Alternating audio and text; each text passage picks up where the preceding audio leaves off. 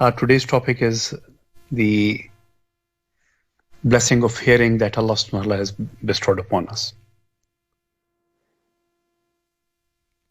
Allah subhanahu wa ta'ala has mentioned in several places in Quran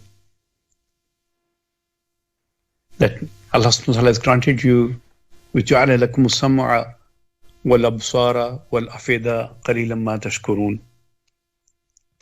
That Allah subhanahu wa ta'ala is the one who's made for you your hearing to the nearest meaning, your sight and your heart, and very few of you are grateful for these blessings.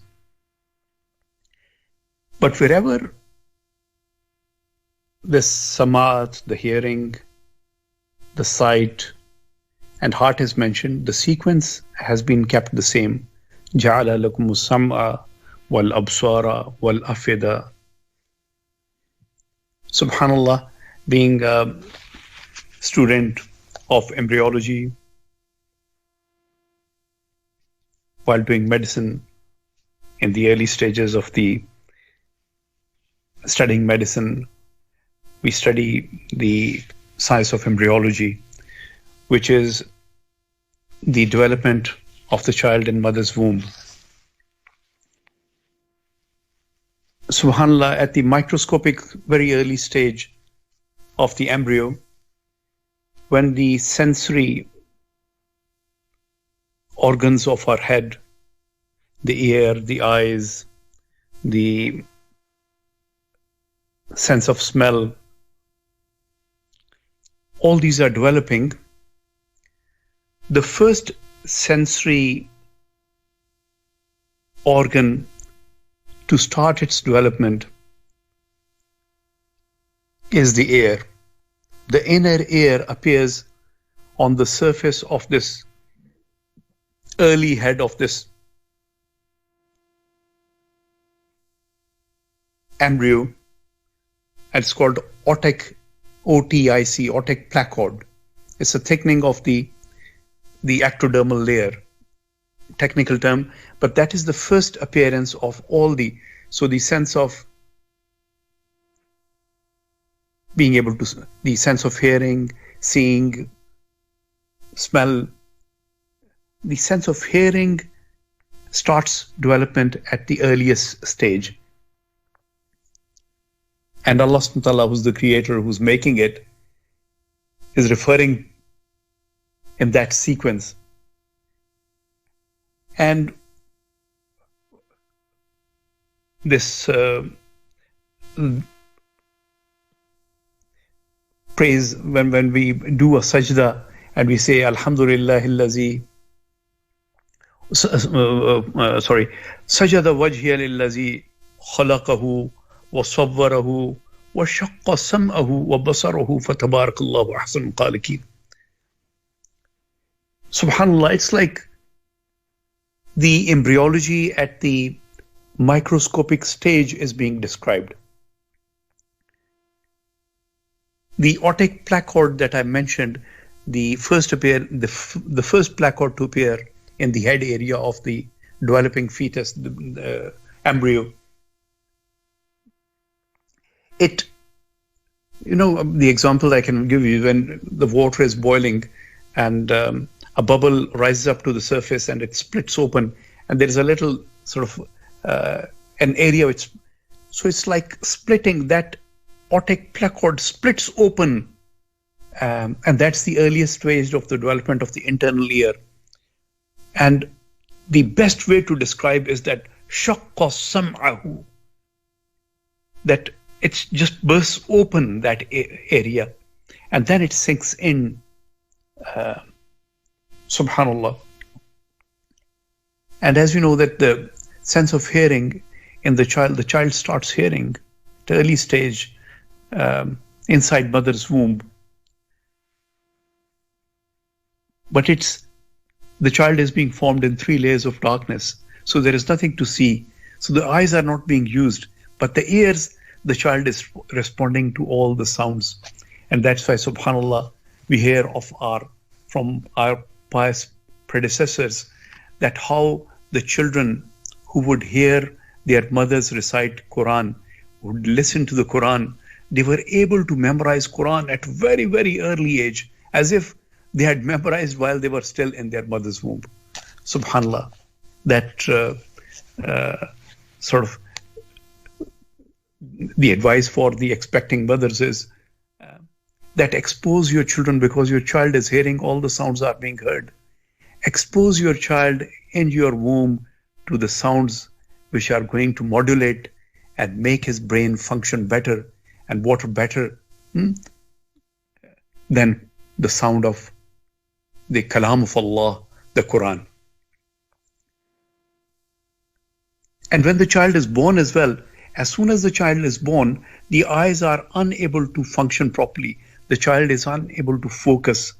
The eyesight is still, the child, it likes a blurred image, but the sound is heard properly and clearly. And that's why the command that as soon as the child is born, azan is given. So the first thing that enters the child that comes into this world is the azan, the talk about greatness of Allah subhanahu wa ta'ala, the complete dawah. Allahu Akbar, azan in one and iqamah in the other. So the child is prepared by the most beautiful sound of the dawah ilallah. Subhanallah, the hearing is such a, Allah subhanahu wa ta'ala has created such a beautiful and such a complex system for hearing.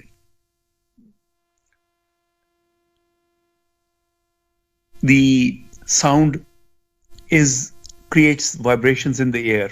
These sound waves, they create this movement in the air. And this movement, this vibration is caught by the external ear, is just catching these waves, the sound waves coming from various directions. And most of the sound waves are caught, which are coming from the front or from the side, less from the behind, because our external ear is shaped like that. And this beautiful convolutions, the helical rim and the antihelix and the various sort of the surface undulations that we see of the external ear, they direct these sound waves into the ear canal, about an inch long. And this ear canal, at the end of it is the tympanic membrane, the drum, and all the sound waves do is that create a movement in that eardrum. And this eardrum has got the smallest 3 bones in our body attached to it on the inner side. So the external ear, the ear that we look at, the external ear that we can hold, ends at the tympanic membrane, the eardrum, and then starts inside of the eardrum is the middle ear part. And the middle ear has got these 3 smallest bones inside our body, linked together with joints. And the name stapes, malleus and incus.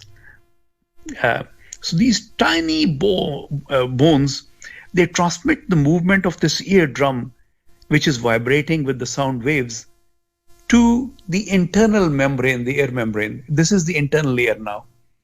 The internal ear, which is concerned with reception of the sounds and perception, receiving these vibrations transmitted from the air, from the tympanic membrane, the eardrum, through the bones, and the stirrup, the last malleus incus, stapes, malleus, and incus. The incus is the third bone, which is attached to an opening in this bony part of our internal ear, which has got fluid inside it.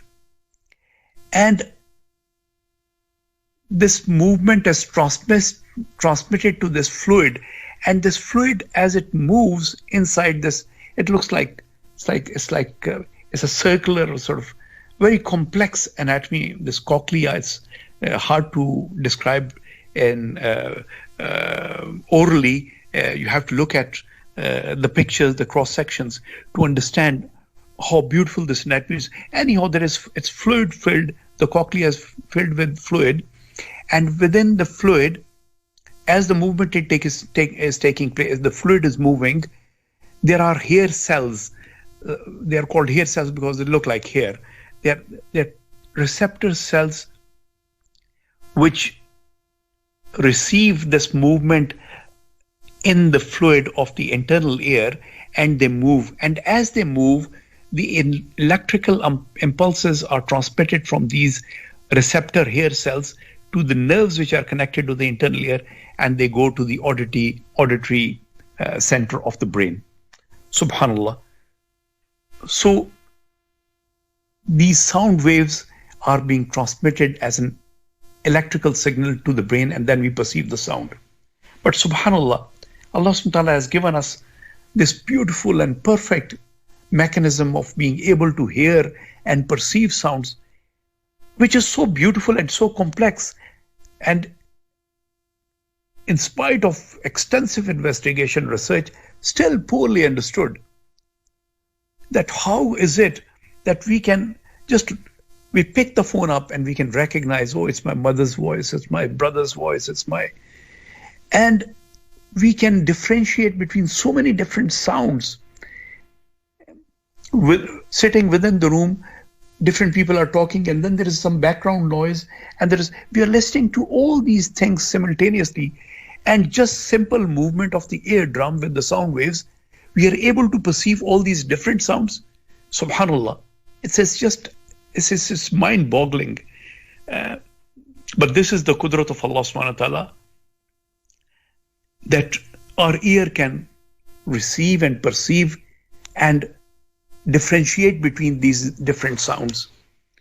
But subhanallah, this blessing, if it's used properly, it benefits us. And if it is used inappropriately, and places where Allah subhanahu wa ta'ala has forbidden us, then we suffer. I was just looking at the various studies done. When Nabi Kareem sallallahu alaihi wasallam has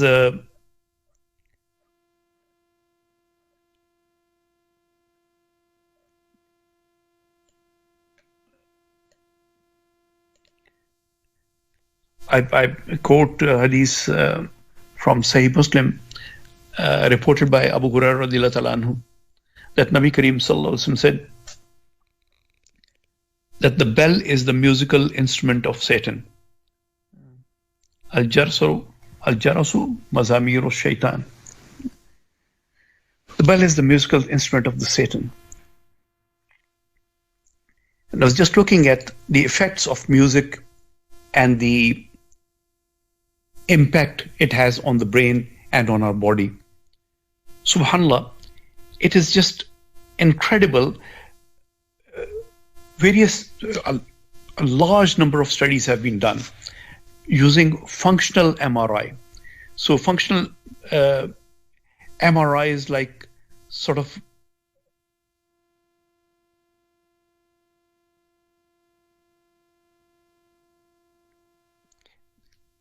this MRI, or magnetic resonance imaging, is a machine that uses powerful magnets and radio waves to see inside our body.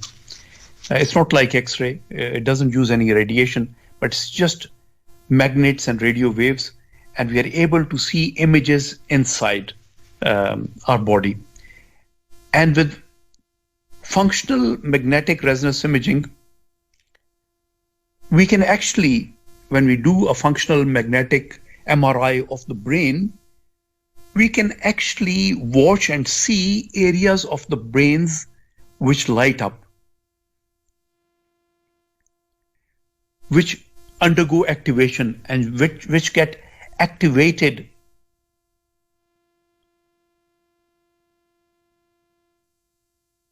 And one study which was done, it's reported in Neuro Report, one of the journals, scientific journals, that when we're listening to the music,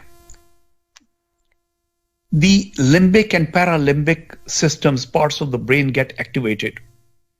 And they get spontaneously activated.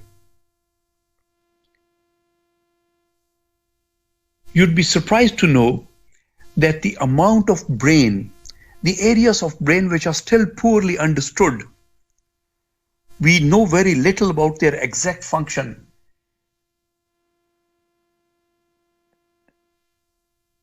Mostly these are the areas which are it's hard to sort of, between the cerebrum and the brainstem and the spinal cord. It's an in between. These areas very poorly understood. But I'll name just some of these areas which show activity while we are listening to music. Amygdala, left and right. Temporal pole. There is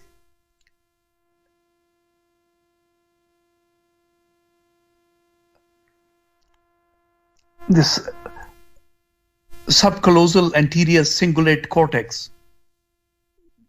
SMA.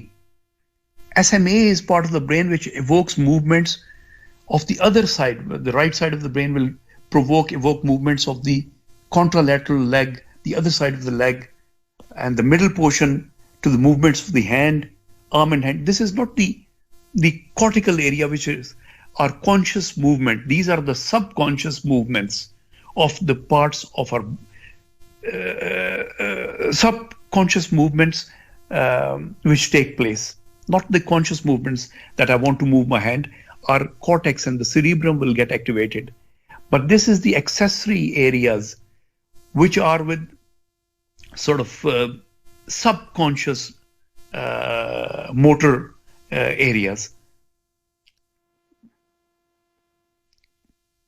of the whole body. So this part of the brain all of it gets activated. The thalamus, the cingulate cortex, the pitumen, cingulate cortex, hippocampus, orbital cortex, paracingulate gyrus, accumbens, postcentral gyrus, parietal operculum, insula, lateral occipital cortex. You'd be surprised. These are the parts of the brain as medical students, as doctors, we hardly study because they're so complex and their functions are so complex. But subhanAllah, the whole, it's like this music stimulates all these parts of the brain. And what, I'll just, sort of the time is short, so I'll just come to the point that a lot of work has been done on the effect of music and brain disorders, psychiatric disorders. And subhanAllah, if you look at the musicians and composers and see their psychopathology, the brain disorders, the psychiatric problems, the mental health issues, it's a whole long list. Majority of the classic musicians, Beethoven,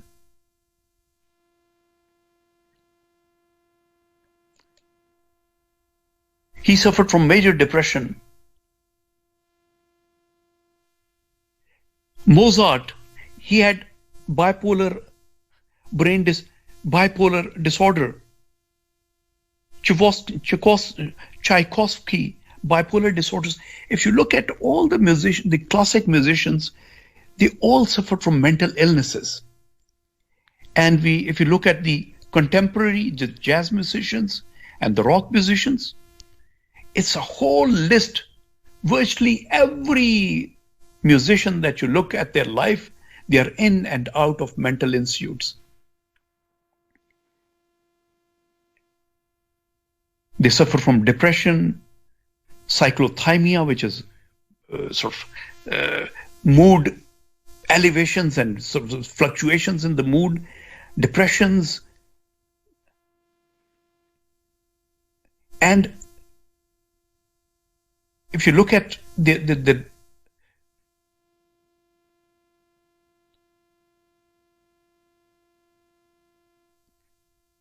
there's one study was done which found that musicians, they die 25 years younger than an average person. And this research examined not just 100, 200, 500, 1,000, more than 12,000 musicians who passed away between 1950 and 2014. They were looked at, and what was the conclusion of the finding? That out of these 12,655 musicians, they would have lived 25 years. Well, it's Allah subhanahu wa ta'ala's decree, a person's life expectancy and how more they're going to live, their lifespan. But when we look at these figures, then they died 25 years earlier than an average person. And most of these deaths, they were related with suicide, with drug abuse.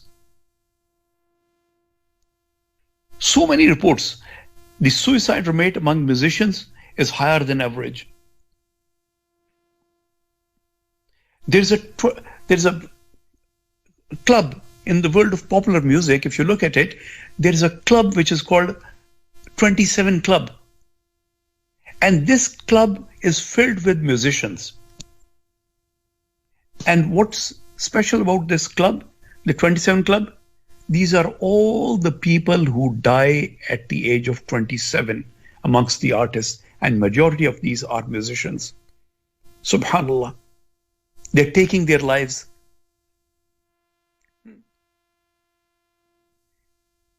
And most members of this club, they end their own lives after a long struggle against depression. I don't know most of these names, but I'll mention some. Kurt Cobain, Jimi Hendrix, Janis Joplin, Amy Winehouse, Richie Edwards.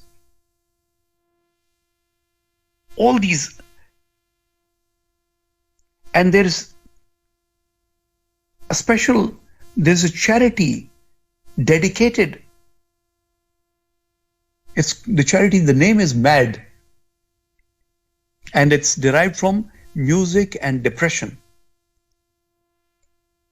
So this charity, it compiled a report. It's called 73% report. And this was compiled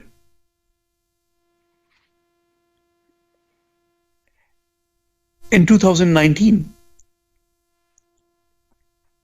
They conducted a survey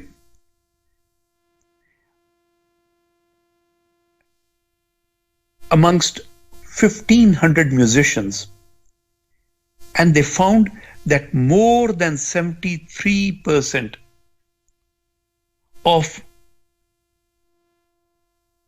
these musicians suffer from symptoms of mental illness, anxiety, depression.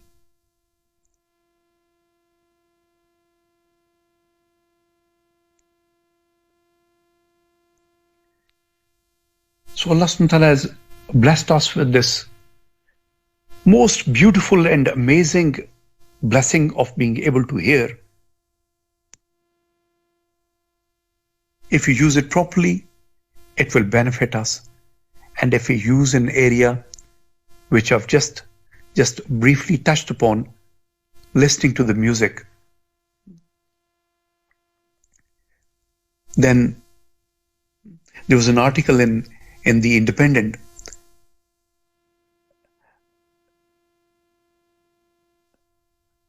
which the title of the article was, "If music is good for our health." Just pay attention to this, the topic of the article. If music is good for our health, So why are musicians suffering so much? And this charted all from Zayn Malik to Lady Gaga to Charlie and Stormzy and biggest artists. They've all struggled with mental health issues. So my dear brothers, may Allah subhanahu wa ta'ala enable us to use our most beautiful blessing of being able to hear properly so that we earn the purpose of our creation.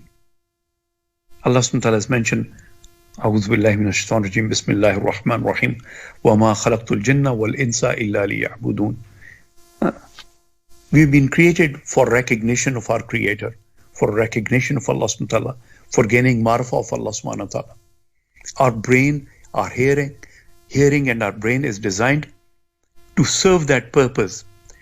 But it is used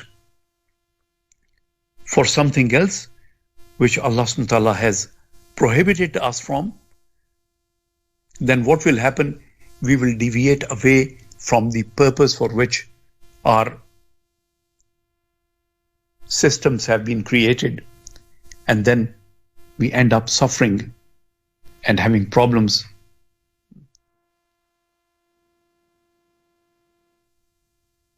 Allah bi zikrillahi tatma'innul qulub. Hearts, nearest meaning hearts only find peace, tranquility in the remembrance of Allah subhanahu wa ta'ala. And these things, when they go into our ear, they engage our brain.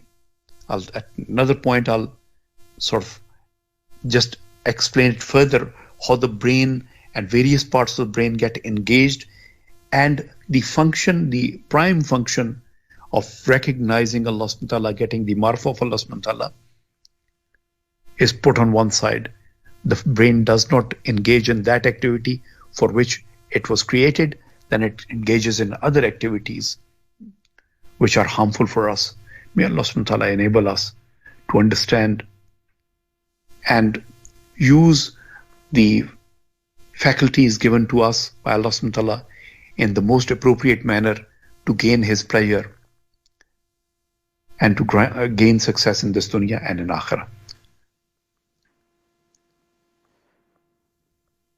سبحانك اللهم وبحمدك أشهد أن لا إله إلا أنت أستغفرك وأتوب إليك. سبحان ربك رب العزة عما يصفون وسلام على المرسلين والحمد لله رب العالمين.